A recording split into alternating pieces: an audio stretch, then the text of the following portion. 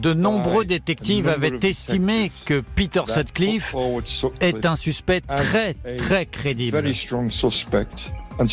Sutcliffe aurait pu être arrêté bien plus tôt et plusieurs victimes auraient pu être sauvées. Bonsoir, il s'appelait Peter Sutcliffe, mais la légende criminelle lui avait donné depuis longtemps un tout autre nom. L'éventreur du Yorkshire, l'un des pires tueurs en série qu'aura jamais connu l'Angleterre. Au moins 13 femmes sauvagement assassinées et 7 autres attaquées entre 1975 et 1980 dans un même triangle du centre de l'Angleterre, entre les villes de Leeds, Bradford et Wakefield. Je dis au moins car le nombre exact des victimes n'a jamais été réellement recensé. Peter Sutcliffe est mort vendredi 13 novembre 2020, à l'âge de 74 ans, des suites du Covid, à la prison de Frankland, où il purgeait une peine de prison à vie pour ses crimes, emportant avec lui ses derniers secrets, les secrets notamment d'un homme qui aura pendant 5 ans réussi à terroriser tout un pays, réussi également à passer miraculeusement entre les mailles d'un filet policier pourtant de plus en plus serré, bénéficiant pour cela d'un incroyable concours de circonstances. L'affaire de l'éventreur du Yorkshire signe ainsi l'un des plus retentissants échecs de la police britannique, des enquêteurs qui avaient le coupable sous la main, sous les yeux et ne l'ont pas vu. Sans le hasard et un coup de chance, Peter Sutcliffe aurait sans doute continué encore et encore à tuer. 20h, 21h, Jean-Alphonse Richard sur RTL. L'heure du crime. Et ce soir, dans l'heure du crime, l'histoire de l'éventreur du Yorkshire. Nous sommes au tout milieu des années 70, au centre de l'Angleterre, le début d'une série de meurtres auxquels personne ne prête vraiment attention. Ce 30 octobre 1975, vers 1h du matin, Wilma McCann, 28 ans, sort d'un nightclub dans le quartier de Chapeltown à Leeds. Cette mère célibataire de 4 enfants a beaucoup bu. Il lui arrive occasionnellement de se prostituer. Elle rentre à pied chez elle en longeant une prairie où se trouvent des terrains de foot et de cricket. L'endroit est désert. Une Ford Capri de couleur verte arrive à la hauteur de cette femme à la démarche mal assurée. Au volant, un homme trapu qui lui demande quel est son tarif. Wilma McCann bafouille quelques mots, puis emboîte le pas de l'inconnu descendu de sa voiture. Ce dernier sort soudain un marteau et la frappe violemment, 15 coups portés au cou, à la poitrine et à l'estomac. Le corps de la jeune femme, pantalon baissé et chemisier relevé, est découvert à 7h41 par un livreur de lait, première victime de celui qu'on n'appelle pas encore l'éventreur du Yorkshire. Le 20 janvier 1976, 3 mois après le meurtre de Wilma McCann, à propos duquel la police de Leeds n'a pas de piste, le corps d'Emily Jackson, 42 ans, est découvert dans un dépotoir au milieu de 2 immeubles en ruine de Leeds. La victime, mère de 3 enfants, est connue pour se prostituer à bord d'une camionnette. Elle n'a pas été tuée sur place. On a jeté ici sa dépouille. L'autopsie démontre qu'elle a été tout d'abord assommée avec ce qui s'apparente à un marteau, puis elle a été frappée à 52 reprises avec un tournevis au cou, à la poitrine, au ventre. Son meurtrier lui a écrasé si fort la cuisse qu'elle porte une trace de botte. Le rapprochement avec le meurtre de Wilma McCann n'est pas établi. La police de Leeds ne montre aucun empressement particulier à résoudre ces affaires. Elle croit davantage à un hasard qu'à un serial killer de prostituées. D'autant plus que la série macabre s'arrête. Il faut effectivement attendre 1 an, le 6 février 1977, pour que dans ce même quartier de Leeds, une 3e victime, prostituée, 28 ans, soit signalée, frappée elle aussi à coups de marteau, puis mutilée au ventre avec un couteau. Une 4e femme est attaquée le 24 avril suivant à Bradford, frappée à coups de marteau dans le studio où elle reçoit ses clients. Une trace de botte ensanglantée est retrouvée sur le lieu du crime. Marie Billon, bonsoir. Bonsoir. Vous êtes en direct ce soir dans l'heure du crime. Vous êtes notre correspondante à Londres, correspondante de RTL. Marie Billon, à quoi ressemble tout simplement cette région déshéritée du centre de l'Angleterre en ces années 70 et notamment cette ville de Leeds ? La situation économique était assez compliquée dans toute l'Angleterre à l'époque, mais à Leeds et ses alentours surtout, parce que la région s'est longtemps reposée sur l'industrie textile et des imports bon marché commencent à détruire les usines locales. Alors il n'y a pas forcément de lien direct avec la misère sociale qui a pu pousser certaines des victimes de Sutcliffe à se prostituer, mais c'est vrai que la situation était difficile. Et en même temps, par contre, Leeds était déjà une ville universitaire, très vivante, très grouillante, avec des jeunes gens dans beaucoup d'endroits. Les crimes de Sutcliffe ont complètement changé l'atmosphère. Les jeunes filles, les femmes n'osaient plus sortir seules. Il n'y avait pas encore de téléphone portable, bien sûr, mais beaucoup disaient, par exemple, à leurs parents, leurs maris, leurs frères, à quelle heure plus ou moins elles comptaient rentrer pour qu'ils puissent venir les chercher à mi-chemin. Beaucoup de femmes, encore aujourd'hui, se rappellent de l'ambiance de stress qui régnait dès que la nuit tombait. Ça commençait à être assez lourd. Et Marie Billon, en un mot, mais on va y revenir évidemment longuement dans cette heure du crime, on ne se préoccupe pas, la police ne se préoccupe pas de ces victimes parce que tout simplement ce sont des prostituées, il faut le dire comme ça. Les premières victimes, effectivement, avaient un lien avec la prostitution et c'est vrai que la police part du principe qu'il y a certaines victimes qui sont innocentes et d'autres qui ne le sont pas ou qui le sont moins. Et effectivement, les femmes liées à la prostitution sont considérées comme moins innocentes et c'est vrai que les familles des victimes se demandent à quel point la police met tout son zèle, tout le zèle approprié, justement parce qu'elle juge, entre guillemets, ses victimes. Gérard Beaufils, vous êtes également notre deuxième invité ce soir dans l'heure du crime, consacré à l'éventreur du Yorkshire. Vous êtes un ancien reporter de cette maison, RTL, et vous avez suivi toute cette affaire à l'époque. Alors, Gérard, vous connaissez bien, vous, le monde du fait divers et ce genre d'histoire. Là, on a pour l'instant très peu de pistes, mais on a un mode opératoire qui revient, c'est toujours le même, finalement. Alors oui, l'assassin attaque ses victimes par derrière, généralement courageusement par derrière, donc généralement à coups de marteau dans la tête. Ensuite, il est avec des objets contendants, donc poignard, couteau et d'autres éléments. Il les tue et il y a aussi en plus quelques éléments que l'on connaîtra par la suite qui permettront d'identifier ce mode opératoire parce qu'il y a aussi des scarifications, une sorte de scarification rituelle et assez sordide, notamment la découpe des organes génitaux et sur le corps de ces victimes, des marques qui sont très reconnaissables sur au moins 6 ou 7 des 13 victimes. Alors là, il y a une signature déjà, qui se dessine, une signature criminelle.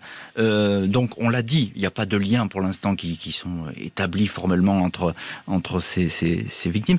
Il y a déjà eu des précédents, je crois. Avant même la première mort, il y a une fille qui s'est fait attaquer.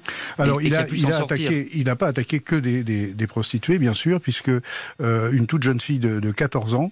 On va en parler, on va venir à de 14 ans, avant même les faits. Avant même la première victime qui avait 16 ans, une des premières victimes qui avait 16 ans, une jeune fille de 14 ans qui n'avait rien à voir évidemment avec le monde de la prostitution, a été attaquée par ce tueur et elle s'en est sortie miraculeusement avec 54 points de suture sur le visage par exemple. Donc on voit tout de suite l'acharnement et le mode opératoire était presque le même, attaqué par derrière, à coups de marteau, et ensuite avec couteau et d'autres instruments martyrisés. Oui, en tout cas, il y a un lien, et il y a déjà des indices qui permettent de constituer, si je puis dire, un dossier. Et la police passe complètement à côté. Et la police va continuer pendant longtemps à passer à côté. Marie Billon, justement, cette police, à l'époque, là, on est en 1975, au milieu des années 70, est-ce qu'elle est entre guillemets, équipés pour affronter, la police anglaise affronter ce genre d'événements? Écoutez, il n'y a pas évidemment toutes les aides scientifiques qu'il y a aujourd'hui. L'ADN n'était pas quelque chose sur laquelle la police pouvait se reposer. C'était plutôt ce qu'on appellerait aujourd'hui des systèmes D et des témoignages sur lesquels ils pouvaient se reposer. Et j'ai parlé à un policier hier qui m'a rappelé à quel point toute la police vraiment du West Yorkshire était complètement mobilisée, mais qu'il fallait tout faire à la main, tout retranscrire à la main, que c'était d'une pénibilité absolue et que ces femmes étant de milieux souvent défavorisés, c'était pas toujours évident d'avoir accès à leurs proches. Et puis effectivement, il y avait la question peut-être du zèle de la police qui cherchait peut-être un petit peu moins durement en fait à trouver l'attaquant ou les attaquants, puisqu'au début on s'est pas dit de suite que c'était une même personne qui attaquait ces femmes. Ce n'est qu'après que vraiment plus de moyens ont été dédiés à cette enquête. pas de lien entre ces affaires et pas vraiment, sans doute, une volonté forcenée de résoudre ces crimes qui frappent des filles de rue. Il va falloir une 5e victime, beaucoup plus jeune, et qui, elle, ne se prostitue pas, pour que l'opinion réagisse et que la police s'intéresse à ce meurtrier invisible. Le 26 juin 1977, vers 9h45 du matin, 2 enfants découvrent dans un terrain de jeu du centre de Leeds le corps d'une adolescente au pied d'un muret. Elle repose face contre terre, sa jupe en partie arrachée. Elle a été frappée 3 fois à la tête avec un marteau et 20 fois avec un couteau à la poitrine et dans le dos. Le meurtrier a essuyé sa lame sur le corsage. La victime s'appelle Jane MacDonald. Elle a 16 ans, ne se prostitue pas. Elle a récemment quitté l'école et travaille comme vendeuse dans un supermarché du coin. L'émotion à Leeds est alors considérable. Pourquoi s'en prendre à une jeune fille qui rentrait chez elle après s'être amusée avec des amis? La police, cette fois, prend subitement l'affaire très au sérieux. Le commissaire de Leeds, Ronald Gregory, confie l'affaire à l'un de ses meilleurs détectives, l'inspecteur en chef George Oldfield. 4 mois après la mort de l'adolescente, une 6e victime apparaît dans ce décompte macabre. Le meurtre ne s'est pas produit cette fois dans la zone de prédilection de Leeds, mais dans une remise du quartier de Charlton, à Manchester. La femme tuée, 21 ans, Jean Jordan, est à nouveau une prostituée. Vu le mode opératoire, coup de marteau et acharnement à coups de tournevis, la police de Manchester fait aussitôt le rapprochement avec les crimes du Yorkshire. Le sac à main de la victime est retrouvé plus loin. Il a été ouvert, fouillé, mais il contient un indice, un billet de 5 livres tout neuf. Les policiers décident de remonter la piste du billet avec son numéro de série. Il appartient à un lot qui a été retiré de la banque par une entreprise de transport du Yorkshire, l'entreprise Clark. Le patron confirme que ces billets neufs ont servi à payer ses chauffeurs, et notamment l'un d'eux, Peter Sutcliffe. Le 2 novembre 1977, Sutcliffe est interrogé une première fois par la police. Il ne connaît pas cette prostituée. Il ignore tout du billet de 5 livres. La nuit où la jeune femme a disparu, il n'était pas à Manchester, mais pas très loin, en visite chez des parents. La date de la mort étant imprécise, l'alibi est jugé valable. Ironie du sort, Peter Sutcliffe avouera plus tard être retourné près du corps pour retrouver ce fameux billet de 5 livres. Sans résultat, la jeune femme l'avait caché dans une poche secrète de son sac. Gérard Beaufils, l'un de nos invités ce soir dans l'heure du crime, est en studio à RTL. Alors là, c'est la première fois que Peter Sutcliffe est confronté aux policiers. Il s'en sort bien, on vient de le voir, hein, ça va assez bien pour lui. En quelques mots, déjà, qui est cet homme ? C'est un chauffeur de camion, c'est ça ? Alors, Peter William Sutcliffe a quitté l'école à 15 ans. Il a effectué quelques petits boulots. Il a notamment travaillé comme fossoyeur. Bon, c'est pas anodin, on en reparlera peut-être un peu plus tard. Il est chauffeur, effectivement, de poids lourd dans une entreprise à Bradford, à Leeds, à côté de Leeds. Il est passé plusieurs fois à travers les mailles du filet, puisque dans toute sa carrière criminelle, il aura été entendu quand même 9 fois par la police. Et à chaque fois, effectivement, on ne matche pas sur les indices, et notamment ce billet de 5 livres. Alors, ce billet de 5 livres, il est assez important parce que c'est une preuve, parmi d'autres, mais une preuve importante. Il n'y avait que 270 personnes qui étaient capables d'avoir ce billet de 5 livres. Tout neuf à l'époque. Hein. Tout neuf. Il sort de la Banque d'Angleterre. Qui a été donc distribué avec la paye de l'entreprise qui employait donc Peter William Sutcliffe. Et ce billet, il était donc caché dans le sac à main de cette jeune femme qui a été assassinée. Et Peter William Sutcliffe l'a cherché. Oui, alors il faut bien expliquer ça, hein, Gérard, que Peter Sutcliffe, il retourne sur les lieux. 8 jours après. 8 jours après le meurtre, parce qu'on n'a pas découvert. On n'a pas trouvé le corps encore. Il retourne 8 jours après sur les lieux du crime. Il cherche désespérément ce billet de 5 livres. Il ne le trouve pas. Et de rage, il massacre complètement le cadavre de cette pauvre jeune femme avec des morceaux de verre qu'il trouve sur place. Des tessons de bouteille, c'est ça ? Des tessons de bouteille. Et d'ailleurs, indice supplémentaire, on trouvera sur ces tessons de bouteille des traces de sang qui ne sont pas celles de la victime, mais celles de l'assassin.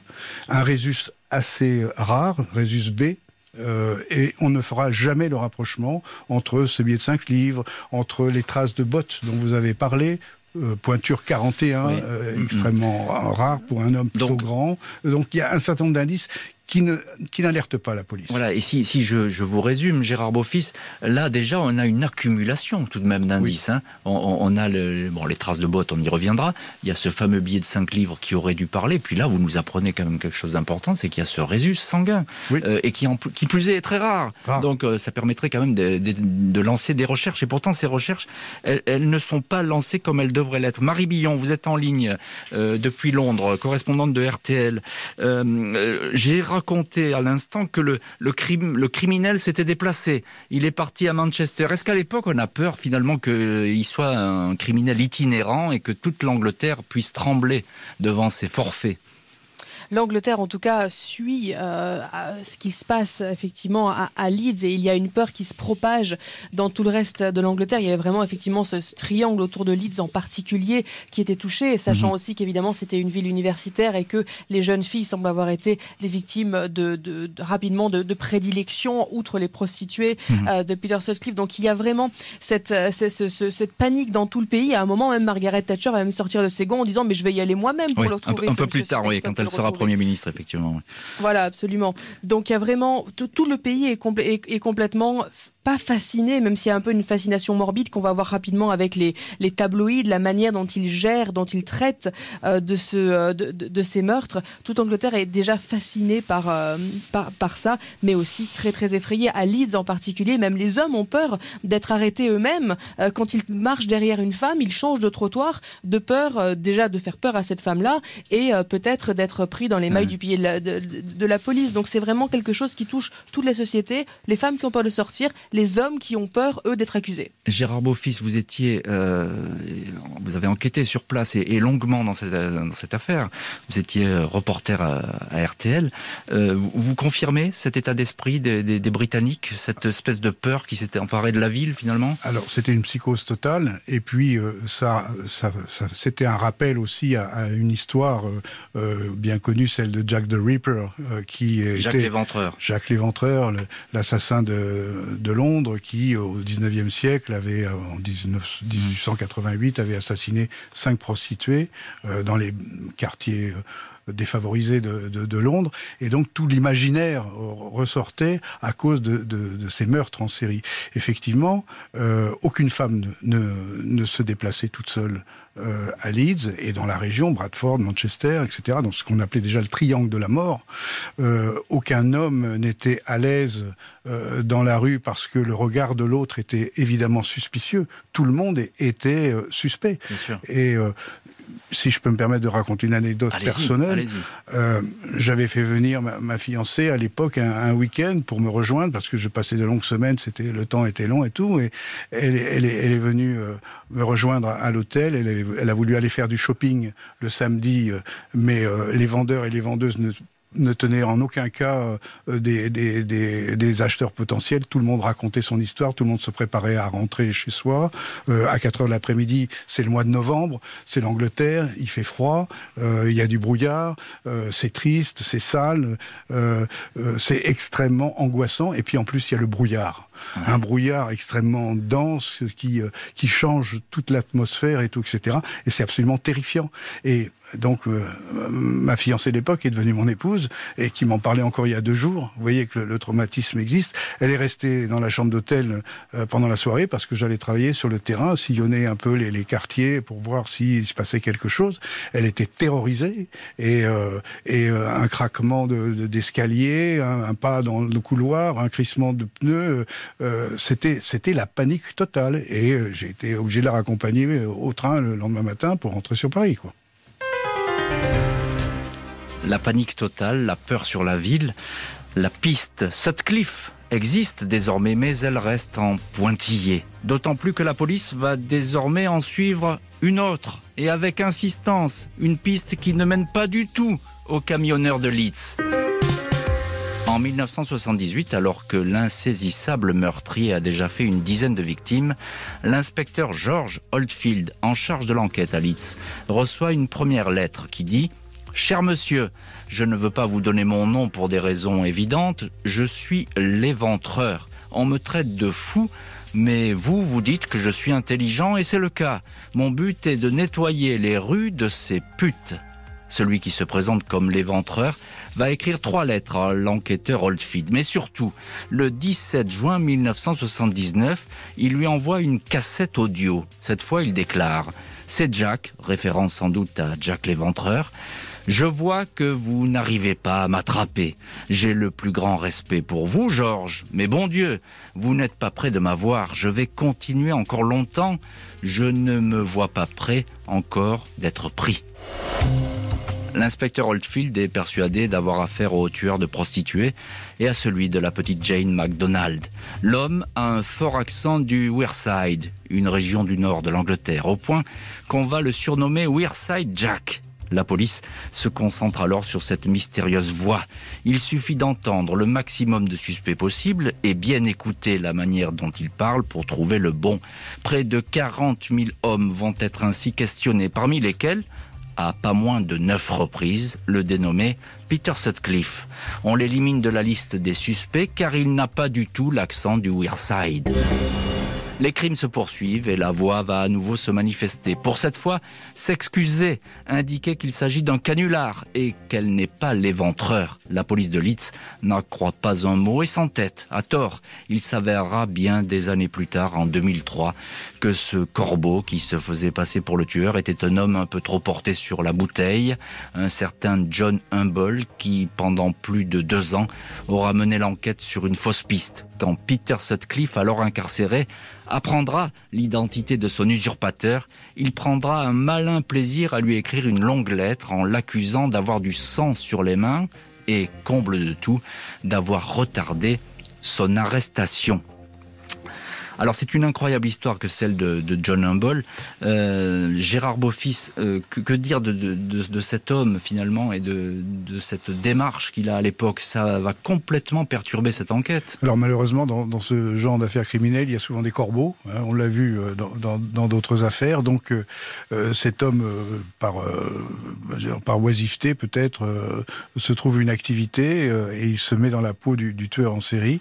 Et malheureusement, effectivement, avec cet accent, la police va orienter uniquement ses recherches, mais uniquement ses recherches vers les populations du nord du Yorkshire, vers la ville de Sunderland, et toutes les personnes qui vont être entendues, et notamment Sutcliffe à plusieurs reprises, parce que on a repéré Sutcliffe plus de 35 fois dans des quartiers où plus de 35 fois, il a été repéré avec son automobile. Il changeait d'automobile, il avait une Ford Corsair, une fois blanche, une fois rouge. Après, on l'a arrêté au volant d'une Rover 3500, mais il a été repéré plus de 35 fois dans ce qu'on appelait le Red Light District. C'est ça, le quartier chaud de Leeds, à côté de Bradford, et à chaque fois qu'il a été entendu, donc il n'avait pas l'accent qui allait bien avec la recherche unique de la police du Yorkshire, qui ne recherchait que les gens avec un accent un peu guttural, l'accent du Nord, rien à voir avec l'accent, si vous voulez, l'accent de l'Ouest du Yorkshire, c'est un peu l'accent de Paul McCartney, si vous voulez. On mange un peu les mots, mais c'est plutôt agréable, alors que l'accent du Nord est plus guttural. Et on ne cherchait que ces gens avec un accent. Et les policiers sont passés à côté pendant 2 ou 3 ans de crimes qui se sont déroulés. Et effectivement, ce corbeau en porte sans doute la responsabilité. La responsabilité. Marie Billon, vous êtes à Londres pour RTL, et ce soir, notre invité dans l'heure du crime, vous avez entendu Gérard Beaufils à l'instant. Vous confirmez que finalement la police anglaise a raté cet homme, et je crois que vous avez d'ailleurs interviewé un ou des enquêteurs qui ont participé à l'affaire à l'époque. Que vous ont-ils dit ? Effectivement, un jeune policier en fait qui a souvent participé à l'affaire dès son arrivée. Il avait 19 ans. Il a été envoyé très rapidement dans le quartier chaud justement pour relever les plaques d'immatriculation lui-même. Et puis surtout, il était envoyé bizarrement dans les pubs, dans les workmen's clubs qui sont des lieux de sociabilité pour les hommes de la classe ouvrière, disons. Il allait là-bas avec son magnétophone et il faisait écouter cette cassette pour demander aux gens, est-ce que vous reconnaissez la voix ? C'était vraiment son travail travail, parce que dit, j'ai vu des éléments dans le dossier de l'enquête qui pointaient vers Sutcliffe, mais beaucoup de gens disaient non, il faut arrêter de nous parler de Sutcliffe, ça n'est pas lui, il n'a pas le bon accent. Les informations qui sont contenues dans les cassettes et dans les lettres sont assez probantes. Il n'aurait pas pu savoir, la personne qui a écrit ça n'aurait pas pu savoir tout ça si c'était pas le tueur. Donc on sait qu'on a la bonne personne. Et la police met vraiment les moyens. 1 million de livres, à peu près 1 million d'euros est dépensé pour une campagne de publicité.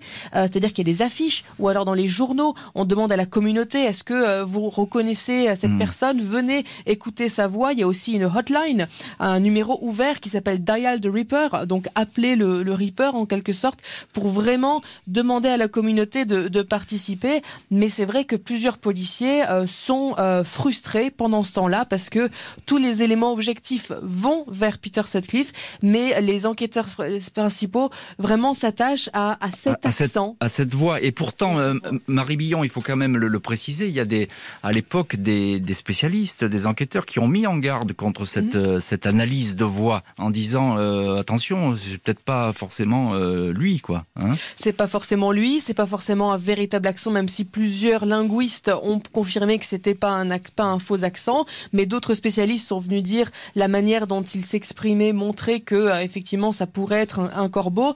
Donc il y avait vraiment plein de choses qui montraient que ça n'était pas forcément lui, mais la police, tellement stressée faire avancer cette enquête rapidement et ayant ça sur un plateau finalement, ne voulait surtout pas laisser passer ce qu'ils pensaient être un filon d'or. Et pendant 2 ans, donc, ils ont continué cette piste et 3 victimes de Sutcliffe ont été tuées pendant ce temps-là. Et c'est important, 3 victimes, effectivement. Gérard Beaufils, une police qui a des œillères. Alors ça, c'est un risque vraiment majeur en matière d'enquête criminelle.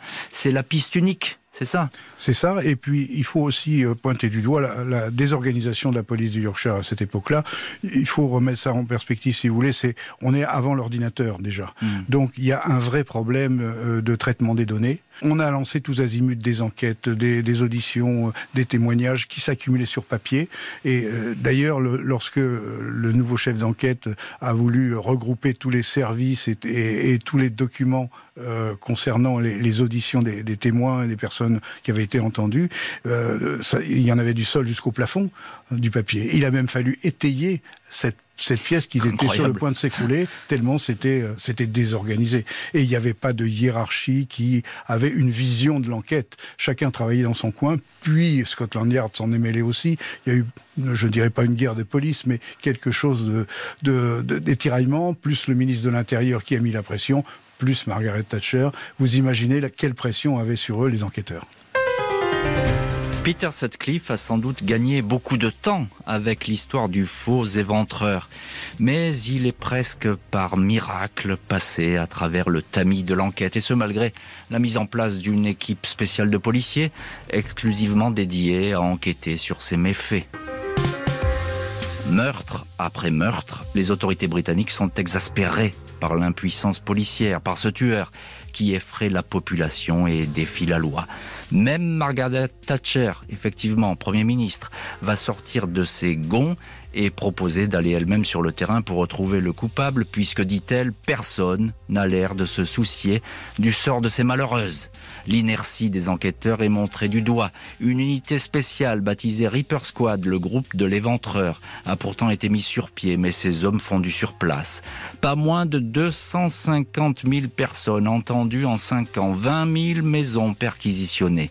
Le groupe de l'éventreur dispose même d'une espèce de logiciel censé croiser les informations, mais le système est surchargé, il sature, il est inefficace. La police aurait sans doute pu arrêter depuis longtemps Peter Sutcliffe. Dès 1976, une rescapée, frappée à coups de marteau, laissée pour morte dans son appartement de Leeds, décrit précisément l'agresseur.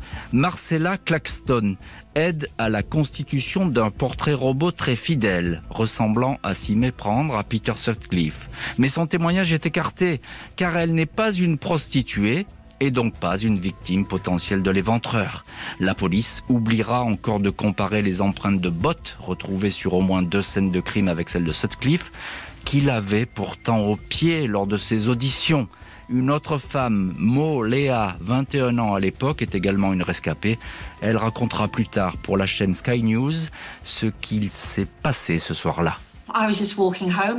Je rentrais à pied chez moi un samedi soir. J'étais sortie avec des amis pour planifier mon 21e anniversaire. J'ai pris un raccourci à travers le terrain qui appartient à l'université de Leeds. J'ai entendu une voix derrière moi. « Hey, salut, comment tu vas ?» Je me suis dit que ça devait être quelqu'un que je connais. C'était une voix légère, très amicale. Donc je me suis rapprochée et j'ai réalisé que je ne le connaissais pas. Je me suis retournée, j'ai repris mon chemin. Je me suis dit que c'était pas vraiment bon signe quand j'ai entendu ses pas derrière moi.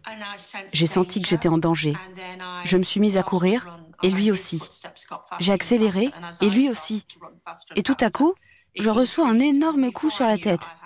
J'ai perdu connaissance. Je n'ai appris qu'ensuite qu'il m'avait frappé plusieurs fois au crâne avec un marteau. Le 2 janvier 1981, vers 23h, dans le quartier chaud de la petite ville de Sheffield, les policiers Robert Wright et Robert Heights sont attirés par une voiture garée sur le bas-côté de la chaussée, tout feu éteint. À son bord, un homme au volant et côté passager, une fille qu'ils connaissent bien, Olivia Rivers, 24 ans. C'est l'une des prostituées du quartier. Ils s'apprêtent à dresser une amende pour racolage quand ils s'aperçoivent que la voiture porte de fausses plaques d'immatriculation. Le conducteur est conduit au commissariat, mais avant cela, demande à accomplir un besoin urgent derrière un buisson. Au poste de police, le dénommé Peter Sutcliffe admet avoir falsifié les plaques de sa voiture pour éviter, dit-il, des PV. Un policier lui trouve une ressemblance avec le portrait robot de l'éventreur et décide de retourner avec lui sur le lieu, le fameux buisson où l'homme s'est soulagé. Il s'est en fait débarrassé ici d'un marteau et d'un couteau bien aiguisé. Au chef inspecteur John Boyle, premier à le questionner, Sutcliffe avoue calmement « Oui, c'est moi, je suis l'éventreur ». Gérard Beaufils, l'un de nos invités ce soir dans l'heure du crime, est en studio à RTL avec nous. Cette fois, bon, ça y est, grâce à ce contrôle, l'éventreur semble arrêté. Vous avez suivi, je crois, les circonstances de cette arrestation. Chanceuse, il faut bien le dire. Oui, tout à fait. Moi, j'étais à Londres à ce moment-là pour un autre reportage. Et donc, le 2 janvier, on apprend, en fait, le 3 janvier, parce que vous savez, à Londres, Fleet Street, la rue des journaux, vous pouvez avoir... Ex-rue des journaux. Ex-rue des journaux, vous pouviez avoir, au bout des rotatives, les journaux du lendemain matin. Et donc, dans la nuit du 2, on apprend qu'un suspect a été arrêté, avec un certain nombre d'éléments supplémentaires. Les journalistes du Yorkshire étaient bien informés. Effectivement, il avait des fausses plaques d'immatriculation sur sa voiture. Ça correspondait, il avait une Rover et ça correspondait à une Skoda qui appartenait à un Pakistanais. Quand on lui demande son nom, il s'appelle Williams. Il a pas ses papiers sur lui. Quand on lui demande le nom de la jeune femme qui l'accompagne, il dit c'est ma petite amie, mais je connais pas son nom, on se connaît pas depuis très longtemps.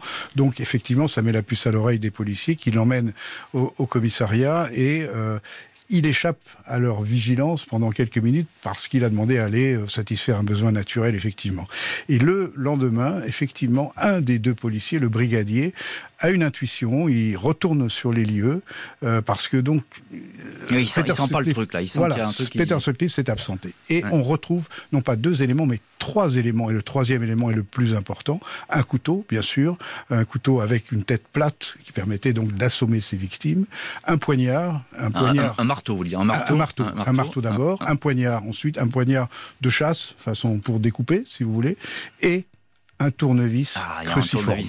Et ce tournevis cruciforme a été identifié comme celui qui lui permettait de faire des scarifications sur 6 ou 7 des cadavres qui ont été découverts ensuite. Donc là, c'est presque la preuve absolue. C'est la preuve absolue. Et il n'avoue pas tout de suite. Il n'avoue pas le jour même. Il n'avoue que 2-3 jours plus tard. Oui, il va rester très calme, d'ailleurs. Il va rester très calme. Et il va invoquer, parce qu'il s'est fait piéger aussi par les policiers, dans le commissariat, au cours d'un parloir qui a été sonorisé à son insu, et sa femme discute avec lui, et il dit à sa femme, je vais avouer en disant que je suis fou, et comme ça je ne prendrai que 10 ans de prison. Bien sûr. Alors, encore une petite question, Gérard Beaufils. À quoi est-ce qu'il ressemble physiquement, ce Peter Sutcliffe? Parce qu'on ne l'a pas décrit encore. C'est monsieur tout le monde. Il est pas très grand, enfin presque 1m80 quand même. Il est barbu, les cheveux noirs frisés, il a des yeux noirs très profonds, le teint un peu cireux, il est anodin, il sourit pas. un faux air de ressemblance peut-être avec Charles Manson. Je ne sais pas si vous vous souvenez, l'assassin de Sharon Tate, la femme de Polanski. Un air un peu satanique quand même, mais anodin. Et il est calme. Et surtout, il est calme. Il est calme. Marie Billon, un mot, vous êtes en ligne avec nous depuis Londres, en Angleterre, correspondante de RTL. Je suppose qu'à l'époque, c'est un soulagement total dans ce pays. Un soulagement absolu quand enfin effectivement l'homme a été mis hors d'état de nuire absolument, avec quand même cette idée que finalement on apprend rapidement que Peter Sutcliffe était dans les petits pieds de la police depuis longtemps, donc il y a rapidement en fait ce questionnement de est-ce qu'on n'aurait pas pu l'arrêter un petit peu plus tôt, mais et puis Leeds ne sort pas non plus d'une sorte de le mot est peut-être mal choisi en ce moment, mais de confinement, c'est-à-dire que les jeunes femmes ne recommencent pas à sortir librement juste après. Il y a un traumatisme qui reste pendant longtemps, et même encore à Leeds aujourd'hui, on sent qu'il y a cette histoire presque régionale et qui était rappelée en tout cas très régulièrement par les tabloïds, parce que dès qu'il y avait une petite histoire, les tabloïds en faisaient leur une, que ce soit John Humble qui est mort l'an dernier, ou alors Peter Sutcliffe qui a attrapé le coronavirus et puis finalement qui n'a pas voulu être soigné ces derniers jours. On en reparlait encore énormément. C'était toujours quelque chose qui fait vendre des journaux. Peter Sutcliffe est sous les verrous. L'étrangleur du Yorkshire laisse derrière lui 13 femmes assassinées, peut-être plus. Il va désormais comparaître devant un tribunal. Le verdict ne fait pas beaucoup de doute, sauf si l'assassin est reconnu irresponsable de ses actes. Le mardi 5 mai 1981, le procès de Peter Sutcliffe, 34 ans, s'ouvre devant la cour criminelle du tribunal londonien de l'Old Bailey, l'équivalent de notre cour d'assises. Dès le début du procès, l'accusé plaide une responsabilité atténuée. Il dit qu'il n'a pas toute sa tête lorsqu'il était fossoyeur. Il y a de nombreuses années, Dieu en personne lui aurait demandé de tuer des prostituées.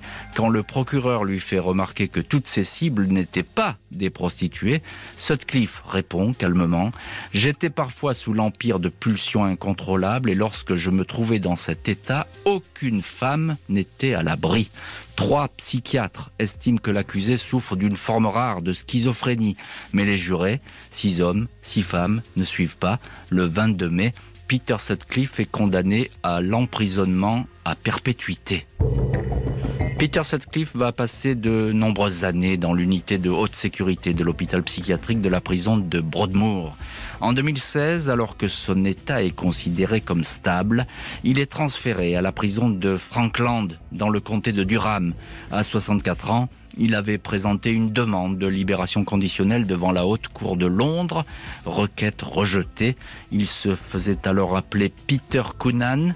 Le vendredi 13 novembre 2020, le Covid-19 a finalement eu raison de l'éventreur du Yorkshire. Gérard Beaufils, l'un de nos invités ce soir dans l'heure du crime, vous étiez à ce procès en qualité de journaliste, procès qui passionne l'Angleterre. Comment ça se passe et puis quel visage affiche cet accusé? Alors évidemment c'est the place to be, hein. Il fallait être là puisque ça avait passionné l'Angleterre, terrorisé le nord de l'Angleterre pendant 5 ans.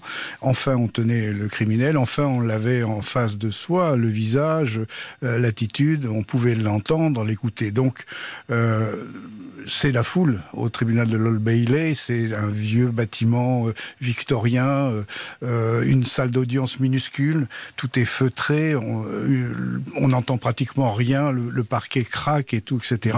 Tout le monde retient son souffle, et il faut dire que Peter William Sutcliffe s'exprime très mal, avec une voix un petit peu fluette, et puis il s'enferme dans son système de défense, donc les injonctions divines qui lui ont commandé d'éradiquer la prostitution sur Terre. Dieu m'a dit de tuer. Voilà, il en reste là. Les experts psychiatres viennent dire que en rien son discernement n'est altéré, qu'il est totalement responsable de ses actes, que c'est un criminel extrêmement dangereux, capable de récidive. Et c'est pour ça que par 10 voix contre 2, il est condamné à 20 fois la peine maximale, puisque la peine de mort avait été abolie en Grande-Bretagne en 1963, il est condamné 20 fois à la prison à vie, avec une peine incompressible de 30 ans, pendant laquelle il n'avait pas la possibilité de demander une remise de peine. Et quelle voix a-t-il? Vous vous souvenez du son de sa voix? C'est à peine audible.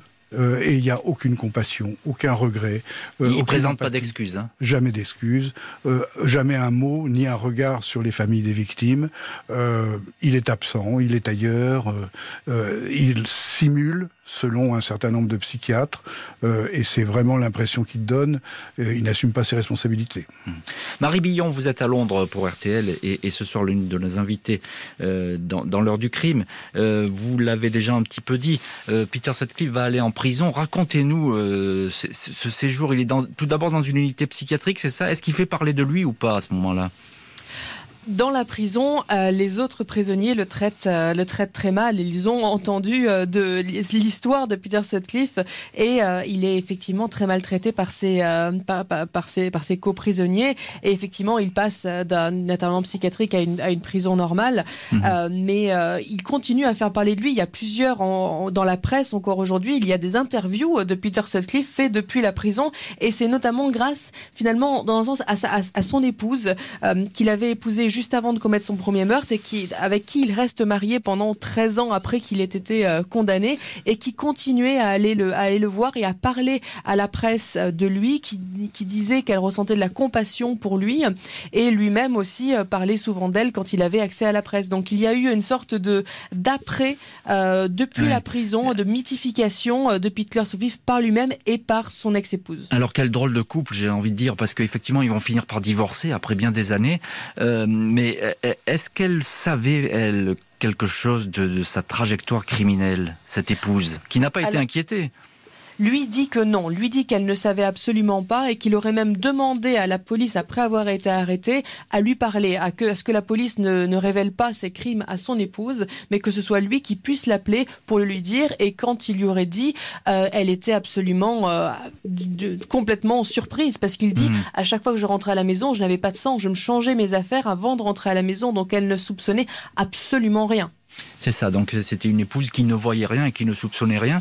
Gérard Beaufils, est-ce qu'on sait aujourd'hui précisément, est-ce qu'on connaît tous les crimes de Peter Sutcliffe, ou bien est-ce qu'il y a encore des zones d'ombre, des zones grises? On a dit qu'il y avait des victimes oubliées. Alors, il y a certainement des victimes oubliées. Donc il faut savoir qu'il y a eu aussi des victimes donc rescapées, puisqu'il a été condamné pour 13 meurtres et 7 agressions, tentatives de meurtre.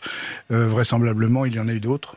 Dans les quartiers, on va dire, laborieux de Manchester, Leeds, Bradford, il y a beaucoup d'affaires non élucidées. C'est évident. Les attribuer à Sutcliffe, c'est difficile, mais il y a beaucoup d'affaires non élucidées en Grande-Bretagne, dans le nord de la Grande-Bretagne, entre 1975 et 1980. Surtout dans ces milieux extrêmement populaires où, effectivement, à l'époque, on ne se préoccupe pas de ces pauvres gens, etc., ou de ces filles qui n'ont finalement pas de famille.